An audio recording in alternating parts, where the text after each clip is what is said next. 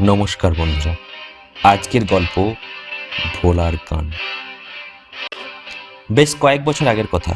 তখন কলকাতায় থাকতাম, যাদবপুরের কাছে। পড়াশোনা তখন হিস্ট্রি ফার্স্ট ইয়ার, অনার্স। প্রতিদিন সকালের অভ্যাস মতো মর্নিং ওয়াকে যেতাম পাশেরই একটি পার্কে। আর ফেরার পথে পাড়ার একটি চায়ের দোকান থেকে চা খেতাম। আর সেই সূত্রেই পরিচয় ভোলাদার সাথে। সম্পূর্ণ গোলাকার চেহারার মানুষ তিনি। নাকটি ছুঁচালো, চোখ দুটি ঠিক গুলির মতো, আর সদা হাস্যময়, আর চুল ঠিক মেয়েদের মতো লম্বা। জানি না কেন, বয়স প্রায় 60-এর কাছাকাছি হবে মনে হয়। তবে আজ রোববার হঠাৎ একটি মুহূর্তে সাক্ষী হলাম। বেলা তখন 12টা হবে। সেলুনে চুল কাটাতে এসেছিলাম। হঠাৎই দেখা গেল ভোলাদার সাথে। আমাকে দেখে তো তিনি হাসলেন। দেখলাম তিনি কিছু একটা বলার চেষ্টা করছিলেন সেলুনওয়ালাকে, আর তারপরই তিনি বেরিয়ে যাওয়ার চেষ্টা করছিলেন। আর ঠিক তখনই চোখে পড়ল ভোলাদার কানটি। এক অদ্ভুত রকমের কান, এতদিন চোখে পড়েনি আমার। কি বড় কান, ঠিক ত্রিভুজাকার। এতদিন চুলে সম্পূর্ণ ঢাকা থাকায় লক্ষ্য করিনি। তবে আমি লক্ষ্য করছি দেখে প্রায় নিজের 2 হাত চাপা দিয়ে বেরিয়ে গেলেন। সেলুনওয়ালাকে পুরো ঘটনাটা জিজ্ঞাসা করতেই তিনি বললেন, ভোলাদার কানের ডান পাশের চুল নাকি তিনি ভুল করে কেটে ফেলেছিলেন, আর তাতেই বিপত্তি। আর তিনি তারপর থেকেই ঝগড়া করছিলেন ওনার সাথে।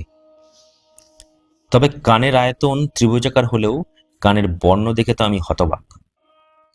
প্রায় সম্পূর্ণ নীলাকার কান, যা আমায় প্রায় ভাবিয়ে তুলল।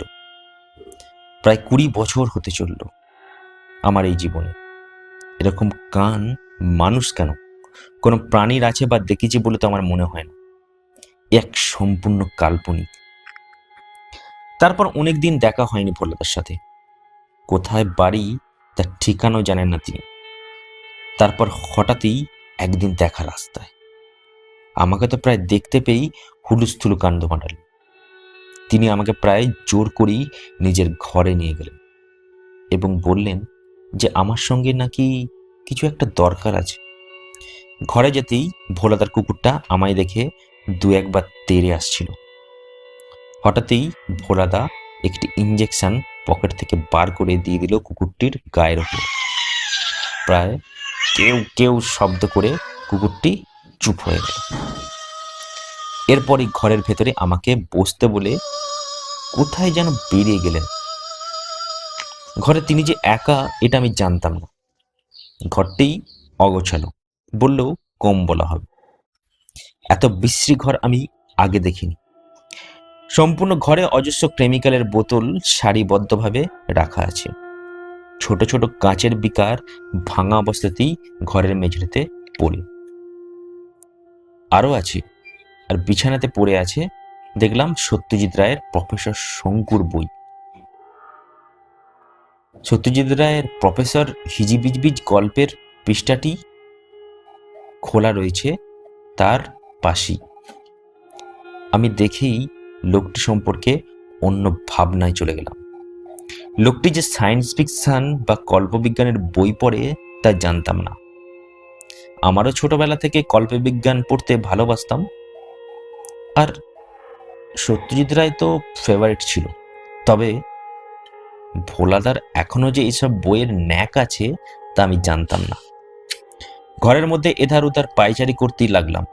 আর দেখতে লাগলাম হঠাৎই ডান দিকের ঘরের কোণে তাকে রাখা একটি কাচের বিকার চোখে পড়ল। সম্পূর্ণ রক্তে ভাসছে বিকারটি। তার মধ্যে কিছু যেন একটা ছোট হাঁড়ির মতো সাইজের কিছু একটা জিনিস ভাসছে। আমি কাছে গিয়ে বুঝতে পারলাম ওর মধ্যে কিছু একটা ভাসছে। সম্পূর্ণ রক্তময় জলটা একটু মেঝেতে ফেলতেই বুঝতে পারলাম যে ওটা একটা কাটা কানের টুকরো। ভয়ে বিস্ময়ে কি করবো বুঝতে পারলাম।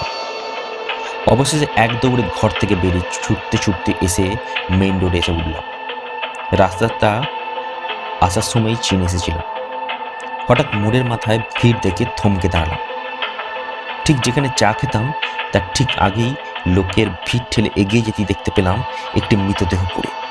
হ্যাঁ, ভোলাদার মৃতদেহ। সম্পূর্ণ রক্তের দেহটি। আমি কাছে যেতেই একেবারে স্তব্ধ হয়ে গেলাম। বোধহয় অ্যাক্সিডেন্টই হবে। যেভাবে রক্তাক্ত অবস্থায় পড়ে আছে তাতে আমি অবাক। আজ ৪ঠা জুলাই, রোববার। এই ছুটির দিনেই হতে হলো এরকম ঘটনা। কিভাবে পড়ে রয়েছে রাস্তায় ভোলাদা। সবাই ঘিরে রয়েছে ওনাকে।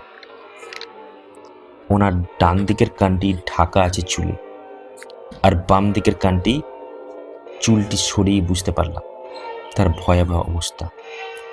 সম্পূর্ণ বিচ্ছিন্ন শরীরের মূল অংশ থেকে। ততক্ষণে পুলিশ চলে এসেছে। আমাকে দূরে সরিয়ে বিভিন্ন পর্যবেক্ষণ করতে লাগলেন। আমি অবসন্ন মনে আমার যাদবপুরে ঘরে চলে এলাম। এই ঘটনার বেশ ২-৩ বছর কেটে গেছে। তখন আমি বেঙ্গালুরুর একটি জায়গায় থাকি চাকরি সূত্রে। রঞ্জন দাস নামে আমাকে এখানে সবাই জানে। কর্মসূত্রে একা একটি ঘর ভাড়া নিয়ে থাকি। সেদিন ছিল রোববার। ছুটির দিনে অফিসের কোনো কাজ নেই, তাই প্রেশারও ছিল না অত। তাই বেলা পর্যন্তই ঘুমিয়ে কাটাবো ঠিক করেছিলাম। হঠাৎই এক ঝটকায় ঘুমটি ভেঙে গেল একটি কাকের কর্কশ কা কা শব্দে। কি যন্ত্রণাদায়ক শব্দ! কাকটি অনবরত ডেকেই চলেছে। অবশেষে বিছানা থেকে উঠে বারান্দার দিকে যেতেই ঠিক বারান্দার একপাশে কাকটিকে দেখতে পেলাম। আর আমাকে দেখতে পেয়ে তো আরোই কা কা শব্দ করতে লাগলো। আচ্ছা, বেশ মুশকিলে পড়লাম তো। ২-৩ বার তাড়াবারও চেষ্টা করলাম, কোনো ভ্রুক্ষেপই করলো না সে। আরো বেশি রেগে গিয়ে ডাকতে লাগলো, যেন কিছুর খোঁজে বেরিয়েছে। আমি প্রায় তাড়াবার প্রচেষ্টায় ছিলাম। ঠিক তখনই চোখে পড়ল কাকটির কানের দিকে, আর ডান দিকের কানটি সম্পূর্ণ ত্রিভুজাকার, আর বাম দিকের কানটি নেই। জীবনে এরকম কান কোনো কাক কেন পশু পাখির দেখেছি বলে তো মনে হচ্ছে না। এবার স্মৃতি চলে গেল সেই ভোলাদার দিকে। হ্যাঁ, যাদবপুরের ভোলাদা। হ্যাঁ, ঠিক অবিকল। সেই কান গঠনাকৃতি ও এক, আর বাম দিকের কানটি তো ছিলই না ভোলাদার, যা আমি লুকিয়ে এনেছিলাম আমার কাছে। আমার লাইব্রেরির ঘরে আছে। ওটাকে কেমিক্যাল দিয়ে সংরক্ষণ করে রেখেছি। তবে এই কথা কেউ জানে না। এই ৩ বছরে এই অদ্ভুত কানটি আমার সেরা সংরক্ষণ। ছোটবেলা থেকে পুরনো অনেক জিনিস সংরক্ষণ আছে, কিন্তু মানব শরীরের কোনো অংশ থাকা তা সত্যি অবিস্মরণীয়। বারান্দার দিকে আর একবার লক্ষ্য করলাম কাকটিকে। হ্যাঁ, অবিকল ভোলাদার মতোই কান। তাহলে কি? না না, একটি কাক কিভাবে আমার বেঙ্গালুরুর ঠিকানাটা আনতে পারে? অসম্ভব। না না, একটা কাক কিভাবে আমার বেঙ্গালুরুর ঠিকানা জানতে পারে? অসম্ভব। এরপর একটি লাঠি নিয়ে বারান্দার দিকে যেতেই কাকটি ভয়ে চলে গেল। তারপর আমি সম্পূর্ণ নিশ্চিন্ত হই। এরপর বারান্দার দিকের দরজা সম্পূর্ণ লাগিয়ে দিলাম এবং আমার ঘরে চলে এলাম। আমার কাকটি সম্পর্কে খুব দুশ্চিন্তা হচ্ছিল। কি করব ভেবে উঠতে পারছিলাম না। রাতটাও ঠিকঠাক ঘুম হলো না। কেবলই মনে হতে লাগলো কাকটির কর্কশ কণ্ঠ, আর সেই করুণ ডাক, আর সেই তীক্ষ্ণ আর্তনাদ, যেন কিছু একটা হারিয়ে যাওয়ারই সন্ধান করছে। অফিসে গিয়েও কাজে মন বসল না। রাস্তায় বেরিয়েও আরো কিছুক্ষণ বসে রইল। রাস্তাতে আরেকটি অদ্ভুত ঘটনারও সাক্ষী হলাম। এবার একটি কুকুর, হ্যাঁ, কান কাটা কুকুর, না না, কোনো ভদ্রস্থ বাড়ির কুকুর নয়, একদমই রাস্তার কুকুর। তারও বাম দিকের কানটি নেই। আমাকে দেখি ঘেউ ঘেউ করতে লাগে। আচ্ছা, আমি কি সত্যি দেখছি না সম্পূর্ণ ঘুরে আছি? কাল ঘুম না হওয়ার জন্য কি এরকম অবস্থা? এইভাবেই 1 সপ্তাহ কেটে গেল, তবু পরিস্থিতির উন্নতি হলো না। চারপাশের সব জিনিসকে বাস্তব মনে হলো না। বাড়িতে দেখি রান্নার কড়াইয়ের বাম দিকের হাতলটা নেই। অন্যদিকের হাতলটি আমি হাত দিতেই ছেড়ে গেল। আর হাতল তো গোল হয়, এটির আকার ত্রিকোণাকার হলো কিভাবে? আমি চিৎকার করে উঠলাম, এ অসম্ভব। কাকটি আমাকে কিসের ইঙ্গিত দিয়েছিল? যদি সেটা আমি বুঝতে পারতাম। হায়রে, ডক্টরের কাছে গিয়েও কোনো সুরাহা হলো না। তিনি বললেন যে এটি সম্পূর্ণ ঘুমের কারণ। আমি বুঝতে পারলাম, কিন্তু করব কি? চোখ বন্ধ করলি তো সেই কাকের কর্কট কণ্ঠ ভেসে আসে। আজ রোববার, জানি না কখন ঘুমিয়ে পড়েছিলাম। কাল রাতেই বাড়ির সব জানালার দরজা খুলে দিয়েছিলাম। প্রায় 1 সপ্তাহ সম্পূর্ণ জানালা দরজা বন্ধ করে রেখেছিলাম। ঘড়িতে তাকিয়ে দেখি বেলা প্রায় 3টে। বোধহয় অনেকদিন পর এতক্ষণে ঘুম হলো আমার। আমি মনে মনে হাসলাম। পায়চারি করতে করতে লাইব্রেরি ঘরে গেলাম। দেখলাম সেখানে বিকারটি ছিল, সেখানে সেই স্থানটিতে বিকারটি আর নেই।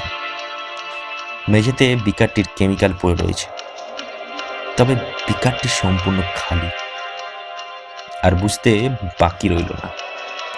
ঘটনাটির ব্যাখ্যা লাইব্রেরির টেবিলে আসতেই চোখে পড়ল একটি সাদা কাগজে মোড়া খাম।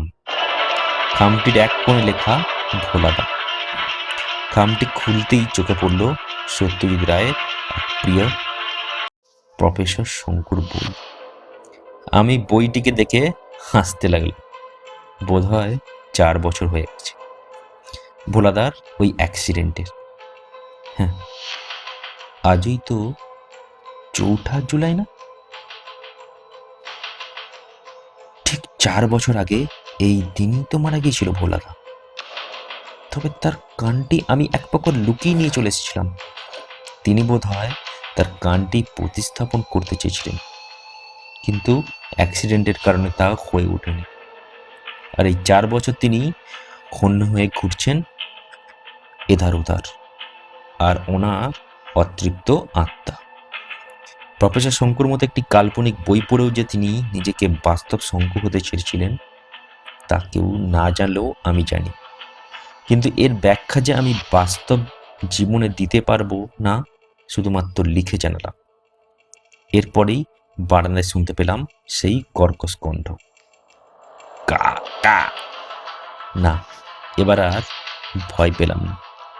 হাসি মুখে এগিয়ে গেলাম বারান্দায়। বোধহয় ভোলাদা এসেছে।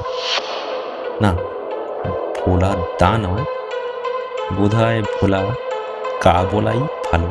হ্যাঁ, সম্পূর্ণ জোড়া লেগেছে সেই কানটি। হ্যাঁ, সম্পূর্ণ এক অন্য রূপে। তবে ডান দিকের কানটি একটু মানুষাকৃতি, আর বাম দিকের কানটি আমার বিকারে রাখার কানটি। কি অদ্ভুত লাগছে ভোলা কাকে। লাগুক না, ক্ষতি কি? কারো কিচ্ছু যায় আসে না। গল্পটি এখানেই শেষ হলো। ধন্যবাদ।